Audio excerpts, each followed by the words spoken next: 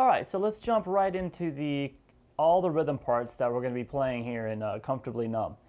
The song starts out, the song is actually in B minor, and then it moves to D major as well. It's relative major, but it's just between those two keys. And one of the guitar solos is in B minor, one of the guitar solos is in D major. So we're going to go through all the parts that we're going to be playing through the song. The song starts out with just strumming a B minor chord. Now, most of this song, we're really playing what the orchestra or the synthesizers are doing behind it. There's not any real guitar parts, in at least the first half, and then they start strumming along as the song builds on acoustic, these same chords. So basically, at the beginning, you'll be following along with the same chord progression that the orchestra is doing.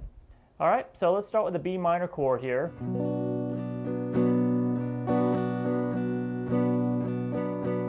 Now that's kind of the intro. He's just strumming the B minor chord for a couple of bars while you're hearing those sound effects with like the guitar slide coming up. So that's just how the song starts, and then we're gonna start the first verse. When the song comes in with the vocals, he's continuing to strum the B minor. Now, say goodbye to this B minor because you're not going to see it again for the whole song. Even though we're starting the verse right now with it, we're going to play it a different way the rest of the song. So it starts with B minor, then to A major,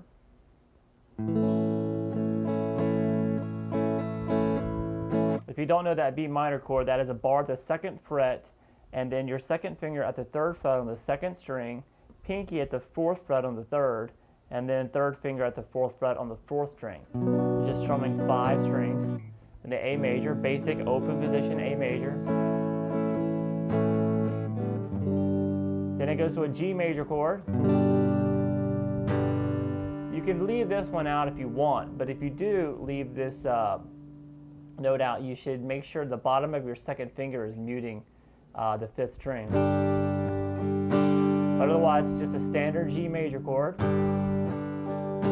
Then we have a moving, like a passing tone, this F sharp, 2nd fret on the 6th string. Play it with your 1st finger. So we have this.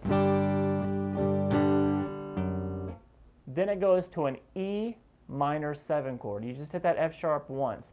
Then it goes to an E minor 7th. We're going to play this like you play an E minor chord. It's not the greatest way to play an E minor chord, but when you're adding the 7th, you have to.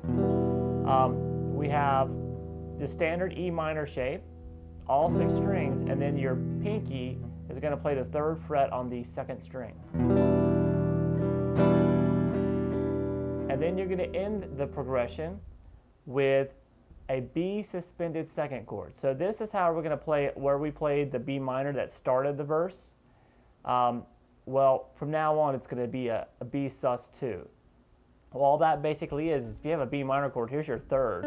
The D is with the 3rd of the chord, the flat 3rd. If you pick that up, now you have the 2nd note in the scale is in the chord. So you've replaced the 3rd with the 2, so they call it a sus2.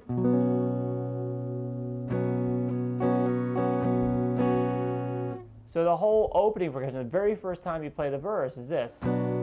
Starts with a B minor, A,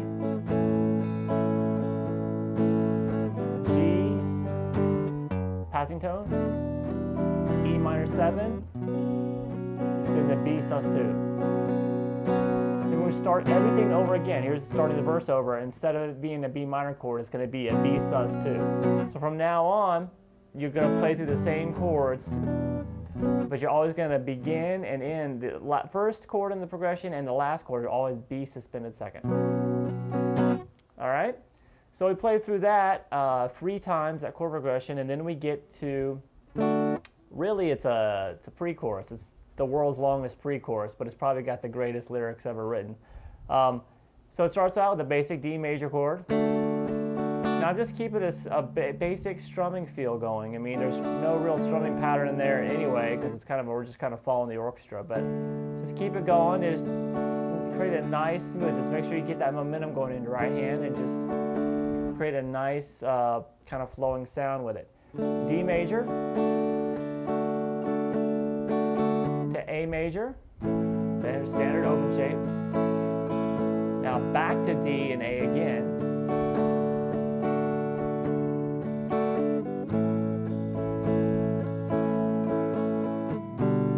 Now this is a little passing chord here. It's really a G chord in first inversion. And how you're going to play that is you're going to have your second finger play the 5th string 2nd fret. Then the 2 middle strings will be open. And then your pinky is going to play the 3rd fret on the 2nd string. You're only going to play that chord once. And that leads us to a C major chord. So you'll see it coming out of it like.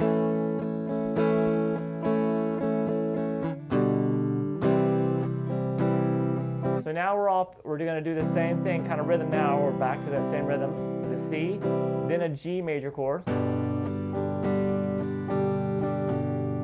Back to C. And back to G. So that was the whole pre-chorus, and he does that twice. So what we're basically going to have is a D to A, D to A. So the full rhythm on the D to the A, then D to the A. Then we have that one passing chord, that G major in first inversion, or G/B, wherever you'll see it written as. Just hit once as a passing chord, and then we do C, G, C, G. So D, A, D, A, passing chord, C, G, C, G. All right?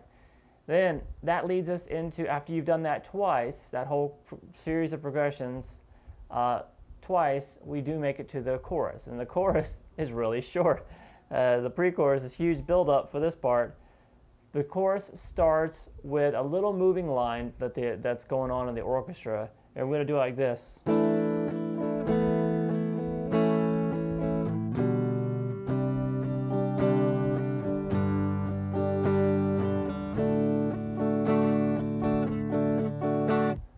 So what's going on there? We have it's just like an A major chord we're going to start. All right? It's going to start, but what we're going to do is we're going to move. This is the 3rd in the chord. That's what makes it a major chord. This is the major 3rd right here. We're going to move that up to a 4, 4th tone in the key. So that makes it a suspended 4th chord because we replaced the 3rd with the 4th. We did the 2nd before, now it's the 4, so it's a sus4. So strum that like real quickly. Then take that finger completely off, and now we're going to have the open B string, which is the 2nd in the key. So now it's an A sus2. And then we're going to put the major 3rd back down again. So we have,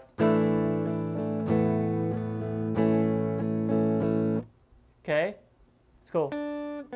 Little moving line, melody line on top. Then we're going to do this little G in first inversion again. Okay, so basically what that is just that same chord we did before, but I'm playing with the little G in first inversion passing chord. It's a passing chord again. I'm going to play it with the 1st and 3rd finger this time because it makes us easier to reach the chord coming up. So we got the same chord here, different fingers, and then we're going to play. You got your 2 fingers up here like you're playing a G chord, and you have, it's on the 3rd fret and the 1st and 2nd string, and then you have your 2nd finger on the 5th fret on the 3rd fret, 5th string. That's a C add 9 chord. And then take that down, keep these 2 fingers the same, and move this over to the G. End it with a D. So we have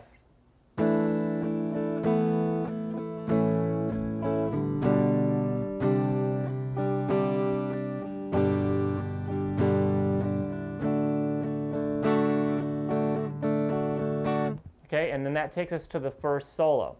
Underneath the first solo, you actually plan the pre-chorus underneath that.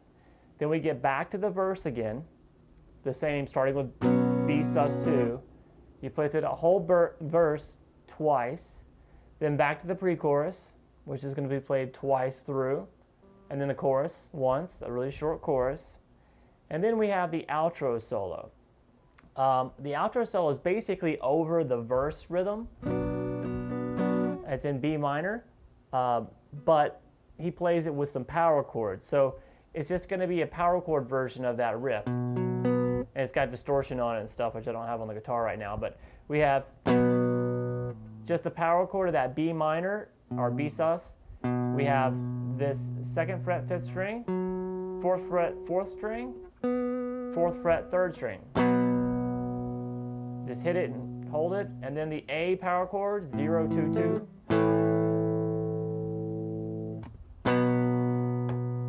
3, 4, 2, 3, 4.